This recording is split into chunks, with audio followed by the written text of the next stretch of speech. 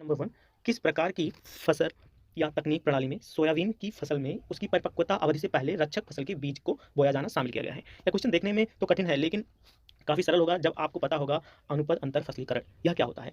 अनुपद अंतर फसलीकरण यानी कि एक ही क्षेत्र में अलग-अलग समय या 2 से अधिक फसलों को उगाया जाता है और दोनों फसलें वर्ष के दौरान कम से कम कुछ समय के लिए एक साथ बढ़ती हैं।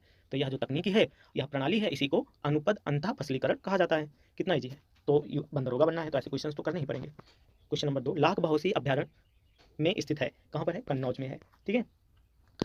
थर्ड क्वेश्चन देख लेते हैं, नोक रेक राष्ट्रीय उद्यान किस राज्य में स्थित है? नागालैंड, असम, त्रिपुरा, मेघालय। तो कहाँ पर स्थित है? मेघालय में। फोर्थ क्वेश्चन देख लेते हैं, निम्नलिखित कथनों पर विचार करना है। ठीक है? पहला है कि भारत में 50 से भी कम पक्षी अभयारण्य है। दूसरा है, कर्नाटक ने घोषणा की कि कावेरी डेल्टा क्षेत्र को संरक्षित विशेष कृषि क्षेत्र घोषित किया जाएगा।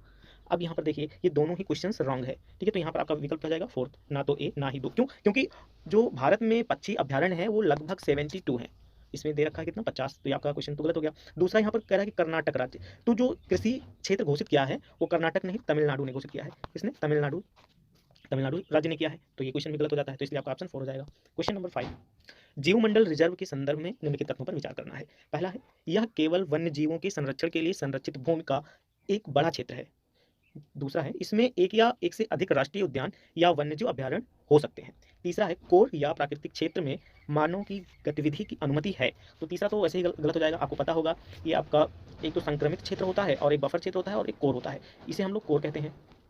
तो यहाँ पर तो अनुमति नहीं होता है, एकदम रिस्ट्रिक्ट रहता है, यहाँ पर अनुमति नहीं दिया जाता है, तो ये आपका क्वेश्चन गलत हो गया। थर्ड वाला, तो थर्ड वाला तो नहीं है। ठीक है? अब यहाँ पर देख लेते हैं पहला, यह केवल वन्यजीव कह रहा है, जबकि इसमें राष्ट्रीय उद्यान भी आते हैं, पक्षी विहार भी आते हैं, तो ये जैवमंडल भी आते हैं, तो यहाँ पर जो केवल वन्यजीवों के संरक्षण के लिए बोल रहा है, जो कि गलत है। ये भी आपका गलत है। दूसरा देख लेते हैं, इसमें एक या एक से अधिक राष्ट्रीय उद्यान या वन्यजीव अभयारण्य हो सकते हैं। बिल्कुल सही है। तो यहाँ पर ऑप्शन क्या हो जाएगा? केवल 2। क्वेश्चन नंबर 6 देख लेते हैं, आपदा प्रबंधन ज्ञान सह प्रदर्शन केंद्र का कार्य क्या है? आपको पता होना चाहिए कि आपदा प्रबंधन ज्ञान सह प्रदर्शन का कार्य क्या है। यह कई बार पूछा गया है। देख लेते हैं, ऑप्शन ए है ज्ञान सह प्रदर्शन करना, यानी कि ज्ञान सह प्रदर्शन केंद्र बनाना, जागरूकता पैदा करना, स्थानीय जरूरत आधारित जानकारी प्रदान करना। बिल्कुल तीनों ही सही है, अर्थात उपरोक्त सभी। क्वेश्चन नंबर 7 देख लेते हैं, सामाजिक वानिकी का अर्थ क्या है? बहुत ही प्यारा क्वेश्चन है। सामाजिक वानिकी का अर्थ क्या है पूछा है? पर्यावरण की मदद के लिए बंजर भूमि पर वन और वन रोपण का प्रबंधन और संरक्षण। और दूसरा है, शहरी क्षेत्रों में सार्वजनिक और निजी स्वामित्व वाली भूमि पर पेड़ लगाना, उनका प्रबंधन करना। यहाँ पर कह रहा है शहरी क्षेत्रों में सार्वजनिक और निजी स्वामित्व, एक ही भूमि पर पेड़ और कृषि फसलें उगाना।